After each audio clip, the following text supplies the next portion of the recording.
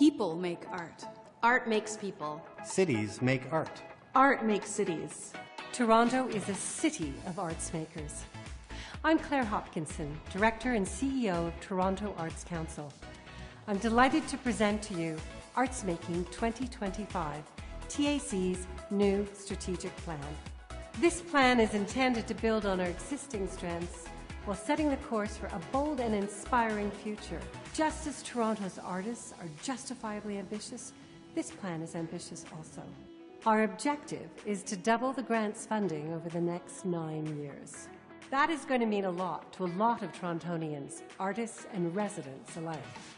More funding for our established and growing arts organizations that do so much to make Toronto such a great city. More art in public spaces like libraries, museums, parks, and the city streets.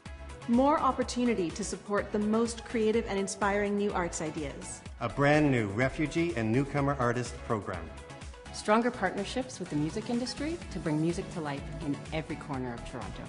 Dedicated funding for Indigenous artists and arts projects.